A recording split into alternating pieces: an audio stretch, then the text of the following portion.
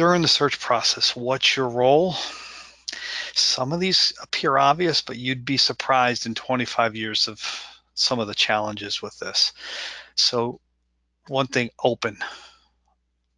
Have a really open conversation with the recruiter. Follow up with them. If you don't follow up, they may not follow up with you when it's time.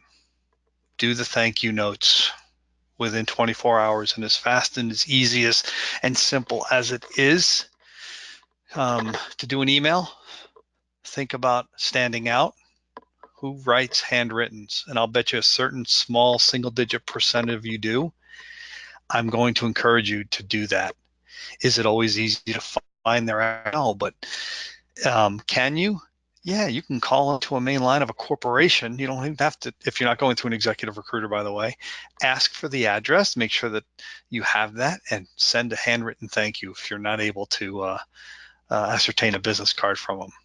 Absolutely important.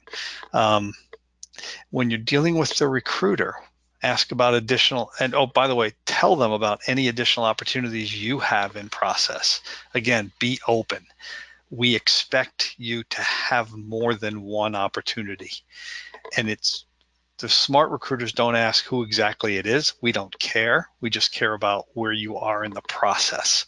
We use that information to tell our client, the hiring company, that, hey, John Smith here is in second or third round interviews. If we have an interest, we should elevate their stature, or if we can't change the process, we need to inform them to manage their expectations. So understand that happens.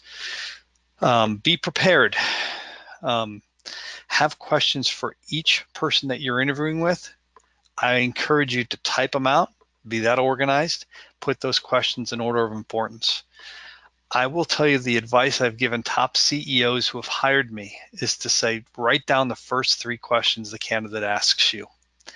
You will figure out a trajectory of how they think based upon the questions they ask. You may only get 1 question or 3 questions or 5, but those questions provide us the intellect, your intellectual curiosity, how you think.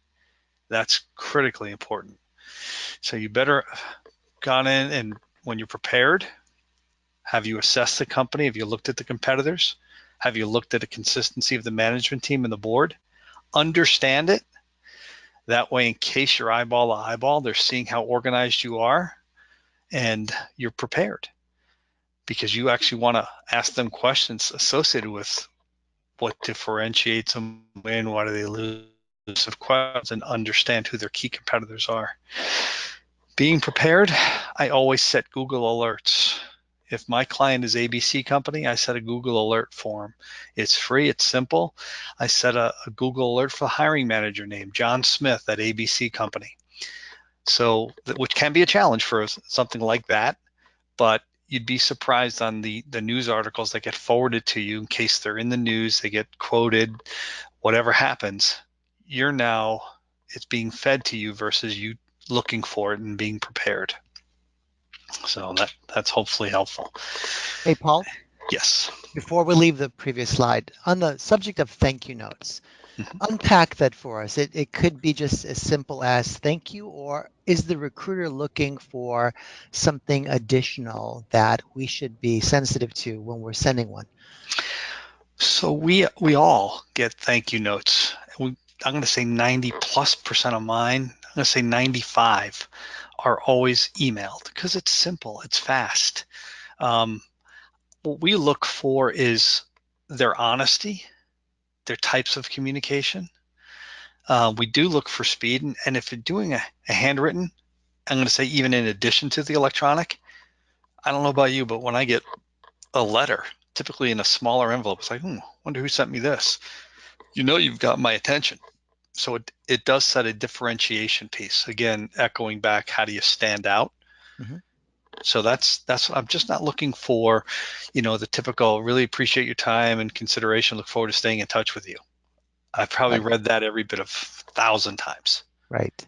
But you are looking for someone who really wants to build a relationship, and not every executive recruiter is receptive to that, Mm-hmm. but the ones who are in the industry and plan on being in there for a long time, That's the industry we're in, is a relationship business.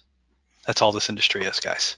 And I'm guessing as well, Paul, that if you're the recruiter reading a thank you note, you don't want to be treated as a human ATS, right? You don't want to be overloaded with keywords in a thank you note just to make sure you don't forget what I stand for. Am I correct in that assumption? Absolutely. All right. The thank you note is not a keyword dump area. Thank you Great. for clarifying.